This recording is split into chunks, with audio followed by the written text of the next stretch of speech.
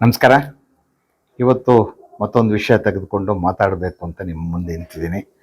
ಮಾತು ಪ್ರಾರಂಭಕ್ಕಿಂತ ಮೊದಲು ತಮ್ಮಲ್ಲಿ ಪ್ರಾರ್ಥನೆ, ಯಾರ್ಯಾರು ನನ್ನ ವಿಡಿಯೋ ನೋಡ್ತಾ ಇದ್ದೀರಾ ಮತ್ತು ಚಾನಲ್ಗೆ ಸಬ್ಸ್ಕ್ರೈಬರ್ಗಳಾಗದೆ ಹೋದರೆ ದಯವಿಟ್ಟು ಆ ಬಟನ್ ಒತ್ತೋದ್ರ ಮೂಲಕ ಸಬ್ಸ್ಕ್ರೈಬರ್ಗಳಾಗಿ ಅಂತ ಕೇಳ್ಕೊಳ್ತಾ ವಿಷಯಕ್ಕೆ ಹೋಗ್ತಾ ಇದ್ದೀನಿ.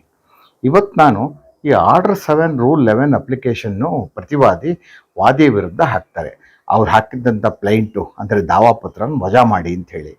ಆಗ ಈ ವಾದಿಗಿರ್ತಕ್ಕಂಥ ಮಾರ್ಗಗಳೇನು ಅನ್ನೋದ್ರ ಬಗ್ಗೆ ಮಾತಾಡೋಣ ಅಂತ ಹೊರಟಿದ್ದೀನಿ. ನಿಮಗೆಲ್ಲ ಗೊತ್ತಿದೆ ಆರ್ಡರ್ 7 ರೂಲ್ 11ಅಲ್ಲಿ ಏನು ಹೇಳುತ್ತೆ ಅಂಥೇಳಿ. ಅದು ರಿಜೆಕ್ಷನ್ ಆಫ್ ಪ್ಲೈಂಟ್, ಅಂದರೆ ಪ್ಲೈಂಟನ್ನು ತಿರಸ್ಕಾರ ಮಾಡ್ತಕ್ಕಂಥದ್ದು ಅಂತ, ವಜಾ ಮಾಡ್ತಕ್ಕಂಥದ್ದು ಅಂತ ಗೊತ್ತಾಯ್ತು. ಅಲ್ಲಿ ಏನಾಗುತ್ತೆ, ಈ ವಾದಿಯ ದಾವಾಪತ್ರ ಅಥವಾ ಪ್ಲೈಂಟ್ನಲ್ಲಿ ಯಾವುದೇ ಹುಳುಕುಗಳಿದ್ದರೆ, ಈಗ ಆ ಕೋರ್ಟಿಗೆ ಯಾವ ಕೋರ್ಟಿಗೆ ಹಾಕಿದ್ರೆ ಜೂರಿಸ್ಡಿಕ್ಷನ್ ಇಲ್ಲದೆ ಹೋದರೆ, ಕೋರ್ಟ್ ಫೀ ಕಟ್ಟದೆ ಹೋದರೆ, ವ್ಯಾಜ್ಯ ಕಾರಣ ಅಂದರೆ ಕಾಸ್ ಆಫ್ ಆಕ್ಷನ್ ಹೇಳದೆ ಹೋದರೆ, ಅಥವಾ ಚಲಾಯಿಸಬಹುದಾದ ಯಾವುದೇ ಹಕ್ಕು ವಾದಿಗಿಲ್ದೆ ಹೋದರೆ, ಅಂದರೆ ಎನ್ಫೋರ್ಸಬಲ್ ರೈಟ್ ಅಂತೀವಿ, ಅದಿಲ್ಲದೆ ಹೋದರೆ ಗೊತ್ತಾಯ್ತಾ, ಆಗ ಆ ಅಂಶಗಳನ್ನು ಕೋರ್ಟಿನ ಗಮನಕ್ಕೆ ತಂದು ತಾವು ರಿಜೆಕ್ಟ್ ಮಾಡಿ ಸ್ವಾಮಿ ಅಂತ ಪ್ರತಿವಾದಿ ಕೇಳ್ಬೋದು. ಆಯ್ತಾ. ಆದರೆ ಇಲ್ಲಿ ಯಾವುದೇ ದಾಖಲೆಗಳನ್ನು ಹಾಜರುಪಡಿಸಕ್ಕೆ ಬರಲ್ಲ.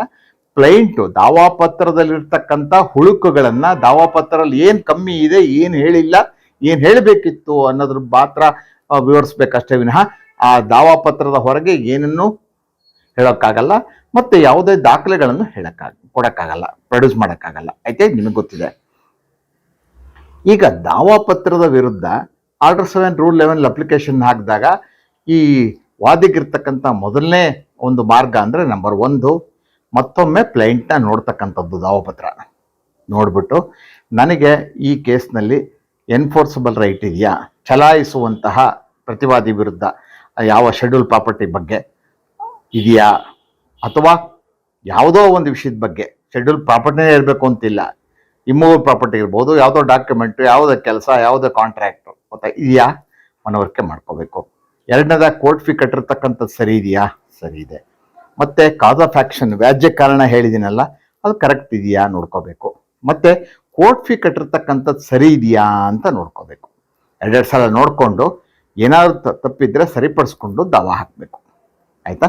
ದಾವಾ ಹಾಕಿದ ನಂತರ ಅವರು ಪಾಯಿಂಟ್ ಔಟ್ ಮಾಡಿದಾಗ ನಿಮಗಿರ್ತಕ್ಕಂಥದ್ದು ಒಂದು ಏನಂದರೆ, ನಿಮಗೆ 100ಕ್ಕೆ 100 ಭಾಗ ನಾನು ಪ್ಲೈಂಟನ್ನ ದಾವಾಪತ್ರವನ್ನು ಕರೆಕ್ಟಾಗಿ ಹಾಕಿದ್ದೀನಿ, ಯಾವುದೇ ಒಂದು ಕಮ್ಮಿ ಆಗಿಲ್ಲ ಅದಕ್ಕೆ, ಗೊತ್ತಾಯ್ತಾ, ಯಾವುದೇ ಡಿಫೆಕ್ಟು ಅದಕ್ಕಿಲ್ಲ ಅಂಥೇಳಿ ನಿಮ್ಗೆ ಅನಿಸಿದರೆ ಏನು ತೊಂದರೆ ಇಲ್ಲ, ಅಬ್ಜೆಕ್ಷನ್ ಹಾಕಿ ಆರ್ಗ್ಯುಮೆಂಟ್ ಮಾಡಿ ಕೋರ್ಟು ಆರ್ಡರ್ ಮಾಡುತ್ತೆ. ಒಂದು ವೇಳೆ ಅವ್ರು ಹಾಕಿದಂಥ ಅಪ್ಲಿಕೇಶನ್ನ ಅಲೋ ಮಾಡಿದರೆ ನೀವು ಅಪೀಲ್ ಹಾಕ್ಬೋದು. ಇದು ನೀವು ಖಡಾಖಂಡಿತವಾಗಿ ನೀವು ಹಾಕಿದಂಥ ಪ್ಲೈಂಟಿನ ಬಗ್ಗೆ ಅಥವಾ ದಾವಾಪತ್ರದ ಬಗ್ಗೆ ಕಾನ್ಫಿಡೆಂಟ್ ಆಗಿದ್ದಾಗ, 100ಕ್ಕೆ 100 ಭಾಗ ನಾನು ಸರಿಯಾಗಿ ಹಾಕಿದ್ದೀನಿ, ಇದರಲ್ಲಿ ಯಾವುದೇ ತರಹದ ಡಿಫೆಕ್ಟು ಇಲ್ಲ, ಕಾನೂನುಬದ್ಧವಾಗಿದೆ ದಾವಾಪತ್ರ ಅಂತ ಅಂದ್ಕೊಂಡಾಗ. ಆಯಿತಾ.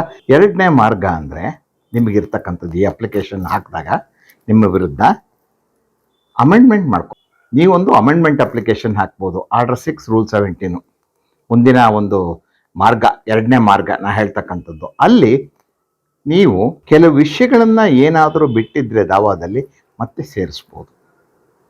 ಆಯಿತಾ. ಮತ್ತು ಕೋರ್ಟ್ ಫೀ ಕಮ್ಮಿ ಇದ್ದರೆ ಅದನ್ನ ಕಟ್ಟಬಹುದು. ಮತ್ತು ಮೂರನೇದಾಗಿ ಎನ್ಫೋರ್ಸಬಲ್ ರೈಟ್ ಇಲ್ಲ ಅಂತ ಅವ್ರು ಹೇಳಿದಾಗ, ನನಗೆ ಚಲಾಯಿಸುವಂತಹ ಹಕ್ಕಿದೆ ಅಂತ ತೋರ್ಸೋಕ್ಕೆ ಬೇಕಾದರೆ ಯಾವುದೇ ದಾಖಲೆಗಳನ್ನು ಉದಾಹರಿಸಿ ಮತ್ತೆ ನೀವು ಅಮೆಂಡ್ಮೆಂಟ್ ಮಾಡಿಕೊಂಡು ಸೇರಿಸ್ಬೋದು ಅದನ್ನ. ಗೊತ್ತಾಯ್ತು. ಇದು 3. ಆದರೆ ಕಾಸ್ ಆಫ್ ಆಕ್ಷನ್ ಸ್ಟ್ರಿಕ್ಟ್ಲಿ ಕೋರ್ಟ್ಗಳು ಅಮೆಂಡ್ಮೆಂಟ್ ಮಾಡೋಕ್ಕೆ ಬಿಡೋದಿಲ್ಲ. ಆದರೆ ಕೆಲವು ಸಂದರ್ಭಗಳಲ್ಲಿ ಕಾಸ್ ಆಫ್ ಆಕ್ಷನ್ ಕೂಡ ಅಮೆಂಡ್ ಮಾಡ್ಬೋದು. ಏನಂದರೆ, ಈ ಕೆಲವು ಸಲ ಏನು ಮಾಡ್ತೀವಿ, ಒಂದು 2-3 ಡೇಟಲ್ಲಿ ಕಾಸ್ ಆಫ್ ಆಕ್ಷನ್ ಅರೈಸ್ ಆಗಿರುತ್ತೆ. ಆಯಿತಾ. ಆ 2-3 ಡೇಟಲ್ಲಿ ಒಂದು ಡೇಟೋ 2 ಡೇಟೋ ಬರೆದಿರ್ತೀವಿ, ಇನ್ನೊಂದು ಡೇಟ್ ಬರೆದಿರಲ್ಲ. ಆ ಡೇಟನ್ನು ಬೇಕಾದ್ರೆ ಅಮೆಂಡ್ಮೆಂಟ್ ಮಾಡಿ ಸೇರಿಸ್ಬೋದು. ಇದು ಪೂರ್ತಿ ಈ ಕಾಸ್ ಆಫ್ ಆಕ್ಷನ್ಗೆ ಸಂಬಂಧಪಟ್ಟಂತೆ ಪೂರ್ತಿ ಕೋರ್ಟಿಗೆ ಡಿಸ್ಕ್ರಿಷನರಿ ಪವರ್ ಇದು. ಆಯಿತಾ. ಒಂದು ವೇಳೆ ಅವ್ರು ಅಲೋ ಮಾಡಿದಾಗ ಅಪೀಲ್ ಹೋಗಬೇಕಾಗತ್ತೆ ನೀವು. ಆಯಿತಾ. ಆಗಲೂ ಕೂಡ ಅಮೆಂಡ್ಮೆಂಟ್ ಅಪ್ಲಿಕೇಶನ್ ಹಾಕ್ಬೋದು. ಇಂಥ ತಾರೀಕಲ್ಲಿ ವ್ಯಾಜ್ಯಕಾರಣ ಶುರುವಾಯಿತು, ಇಂಥ ತಾರೀಕಲ್ಲಿ ಆಯಿತು, ಮತ್ತೆ ತದನಂತರದಲ್ಲಿ ಇಂಥ ತಾರೀಕಲ್ಲಿ ಆಯಿತು ಅಂತ ಸೇರಿಸೋದ್ರೆ ಸೇರಿಸ್ಬೋದು. ಅಥವಾ ನೀವು ಹೇಳಿರ್ತಕ್ಕಂಥ ಒಕ್ಕಣೆ ಕಾಸ್ ಆಫ್ ಆಕ್ಷನ್ ಶುರುವಾಯಿತು ಅಂತ ಹೇಳೋದಿದ್ರೆ, ಅರ್ಥ ಕೊಡೋದಿದ್ರೆ, ಅಲ್ಲಿ ಒಂದು ಡೇಟನ್ನು ಸೇರಿಸ್ಬೋದು. ಆಯಿತಾ. ಇದು ಸಂದರ್ಭಕ್ಕೆ ತಕ್ಕಂತೆ, ಜನರಲ್ ಅಲ್ಲ, ಇದು ಸಂದರ್ಭಕ್ಕೆ ತಕ್ಕಂತೆ ನೀವು ಯಾವ ರೀತಿ ಮಾಡಬೇಕು ಅಂತ ನೀವೇ ತಿಳ್ಕೊಂಡು ಮಾಡಬೇಕು, ನಿಮ್ಮ ಲಾಯರ್ ತಿಳ್ಕೊಂಡು ಮಾಡ್ತಾರೆ. ಇದು ಇನ್ನೊಂದು ಮಾರ್ಗ. ಮೂರನೇ ಮಾರ್ಗ ಏನು, ಭಾಳ ಇಂಪಾರ್ಟೆಂಟ್ ಇದು. ದಾವಾನ ವಾಪಸ್ ತಗೊಂಡ್ಬಿಡೋದು. ನಿಮಗೆ ಅನುಮಾನ ಇದ್ದರೆ ಯಾವುದೋ ಒಂದು ಕಾರಣಕ್ಕೆ ದಾವ ರಿಜೆಕ್ಟ್ ಆಗುತ್ತೆ, ಈ ಕ್ಲೈಂಟ್ ರಿಜೆಕ್ಟ್ ಆಗುತ್ತೆ ಅಂದರೆ ವಾಪಸ್ ತೊಗೊಂಡ್ಬಿಡೋದು ದಾವಾನ. ಆದರೆ ದಾವ ತೊಗೊಂಡು ವಾಪಸ್ ತೊಗೊಂಡು ಅದನ್ನು ರಿಪೇರಿ ಮಾಡಿ ಹೊಸದಾಗಿ ಹಾಕ್ತಕ್ಕಂಥದ್ದು. ಅದಕ್ಕೆ ಕೋರ್ಟಿಂದ ಒಂದು ಪರ್ಮಿಷನ್ ತೊಗೊಂಡ್ರೆ ಆಯಿತು. ಆರ್ಡರ್ 23 ರೂಲ್ 3ನಲ್ಲಿ ಒಂದು ಅಪ್ಲಿಕೇಶನ್ ಹಾಕಿ, ಸ್ವಾಮಿ ವಿಡ್ರಾ ಮಾಡ್ತಾ ಇದ್ದೀನಿ, ನಾನು ಹೊಸದಾಗಿ ಹಾಕ್ತೀನಿ, ಇದೇ ಕಾಸ್ ಆಫ್ ಆಕ್ಷನ್ ನಾನು ಹೊಸದಾಗಿ ದಾವ ಹಾಕ್ತೀನಿ, ದಯವಿಟ್ಟು ನಂಗೆ ಪರ್ಮಿಷನ್ ಕೊಡಿ, ವಿಡ್ರಾ ಮಾಡಿ ಅಂತ ಹೇಳ್ಬೋದು. ಆದರೆ ಒಂದು ನೀವು ಕಾಸ್ ಆಫ್ ಆಕ್ಷನ್ ಏನಾರ ಹೇಳಿದರೆ ವಿಡ್ರಾ ಮಾಡಕ್ಕೆ ಹೊರಟಿರ್ತಕ್ಕಂಥ ದಾವಾದಲ್ಲಿ ಅದೇ ಕಾಸ್ ಆಫ್ ಆಕ್ಷನ್ ಮೇಲೆ ಇನ್ನೊಂದು ಎರಡನೇದು ಏನು ಪರ್ಮಿಷನ್ ತೊಗೊಂಡು ಹಾಕ್ತಿರಲ್ಲ ಅದನ್ನೂ ಹಾಕಬೇಕಾಗತ್ತೆ. ಲಿಮಿಟೇಷನ್ ಇಲ್ಲದೆ ಹೋದರೆ ನೀವು ವಿಡ್ರಾ ಮಾಡ್ಕೊಳಕ್ಕೆ ಬರಲ್ಲ, ಮತ್ತು ಫ್ರೆಶ್ ಸೂಟ್ ಹಾಕಕ್ಕೆ ಬರಲ್ಲ. ಜ್ಞಾಪಕ ಇರಲಿ, ಫ್ರೆಶ್ ಸೂಟು ಹೊಸ ದಾವವನ್ನು ಈಗಿನ ಕಾಸ್ ಆಫ್ ಆಕ್ಷನಲ್ಲೇ ಹಾಕಕ್ಕೆ ಬರುತ್ತೆ. ಲಿಮಿಟೇಷನ್ ಪೀರಿಯಡ್ ಒಳಗಿದೆ ಅಂದರೆ ಹಾಕ್ಬೋದು, ಇಲ್ದವ್ರು ಹಾಕಕ್ಕೆ ಬರಲ್ಲ, ತಿಳ್ಕೊಳ್ಳಿ. ಯಾಕಂದರೆ ಡಿಸ್ಪೋಸ್ ಆಗಿರಲ್ಲ, ಅದರಿಂದ ಹಾಕ್ಬೋದು ನೀವು. ಅಥವಾ ಕೆಲವು ಸಂದರ್ಭಗಳಲ್ಲಿ ನೀವು ಬೇರೆ ಲಿಮಿಟೇಷನ್ ಬರುವಂಥ ಕಾಸ್ ಆಫ್ ಆಕ್ಷನ್ ಹಾಕಿ ಬೇರೆ ದಾವ ಹಾಕ್ಬೋದು, ಅದಕ್ಕೂ ಅವಕಾಶ ಇದೆ. ಆ ಸಂದರ್ಭಗಳು ಬಂದಾಗ ನೀವು ಚರ್ಚೆ ಮಾಡಿದಾಗ ಲಾಯರ್ ಜೊತೆ ಅವ್ರು ಹೇಳ್ತಾರೆ, ಆ ಪ್ರಕಾರ ನೀವು ಹಾಕ್ಬೋದು. ಆರ್ಡರ್ 7 ರೂಲ್ 13ನಲ್ಲೂ ನೀವು ಅಪ್ಲಿಕೇಶನ್ ಹಾಕ್ಬೋದು. ಏನಂತ? Permission to file a fresh suit. ನಾನು ಹೇಳಿದ್ದ ಆರ್ಡರ್ 23 ರೂಲ್ 3 ವಾಪಸ್ ತಗೊಳ್ಳೋಕ್ಕೆ, ಗೊತ್ತಾಯ್ತಾ? ಇದು ಫ್ರೆಶ್ ಸೂಟ್ ಹಾಕೋದಕ್ಕೆ ಆ ಥರ ಪರ್ಮಿಷನ್ ಕೇಳಿಕೊಂಡು ಹಾಕ್ಬೋದು, ಏನು ತೊಂದರೆ ಇಲ್ಲ.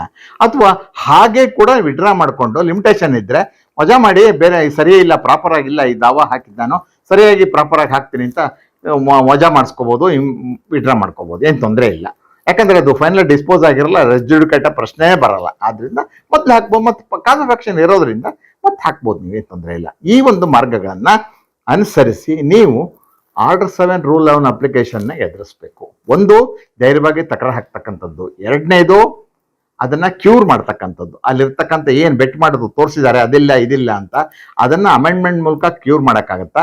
ಅಥವಾ ಕೋರ್ಟ್ ಫೀ ಹೇಳಿದರೆ ಕೋರ್ಟ್ ಫೀನ್ ಕಟ್ಟಕ್ಕಾಗತ್ತಾ? ಕಟ್ಟಿಬಿಟ್ಟು ನಾನು ಕರೆಕ್ಟಾಗಿದ್ದೀನಿ ಅಂತ ತೋರಿಸ್ಬೇಕಾಗತ್ತೆ. ಅವಾಗ ಆ ಅಪ್ಲಿಕೇಶನ್ನ ಕೋರ್ಟು ಅಲೋ ಮಾಡೋಕ್ಕೆ ಬರಲ್ಲ, ವಜಾ ಮಾಡಬೇಕಾಗುತ್ತೆ. ಯಾಕಂದರೆ ನೀವು ಹೇಳಿರ್ತಕ್ಕಂಥ ಇದನ್ನು ಏನು ಅಂಶಗಳಿದೆ, ಆ ಅಂಶಗಳನ್ನು ಅವರು ತಿದ್ದುಪಡಿ ಮಾಡೋದ್ರ ಮೂಲಕ ಸರಿಪಡಿಸ್ಕೊಂಡಿದ್ದಾರೆ. ಆದ್ದರಿಂದ ಈಗ ಕ್ಲೈಂಟು ಕರೆಕ್ಟ್ ಆಗಿದೆ, ದಾವಪತ್ರ ವಜಾ ಮಾಡಕ್ಕೆ ಬರೋದಿಲ್ಲ ಅನ್ನುವಂಥ ಮಾತನ್ನು ಕೋರ್ಟು ತನ್ನ ಆರ್ಡರ್ ಹೇಳುತ್ತೆ. ಇದು ಈ ಸಂದರ್ಭದಲ್ಲಿ ತಾವು ಈ ರೀತಿಯ ಬೇರೆ ಬೇರೆ ಮಾರ್ಗಗಳನ್ನು, ಆಪ್ಷನ್ಗಳನ್ನು, ಗೊತ್ತಾಯ್ತಾ, ದಾರಿಗಳನ್ನು ಹುಡುಕಿ ನೀವು ನಿಮ್ಮ ದಾವಾಪತ್ರ ವಜಾ ಆಗೋದನ್ನು, ಅಂದರೆ ರಿಜೆಕ್ಟ್ ಆಗೋದನ್ನು ತಪ್ಪಿಸ್ಬೋದು, ಗೊತ್ತಾಯ್ತಾ? ಇಷ್ಟು ಈ ಬಗ್ಗೆ ಹೇಳ್ತಾ ನನ್ನ ಮಾತು ಮುಗಿಸ್ತಾ ಇದ್ದೀನಿ. ನಮಸ್ಕಾರ.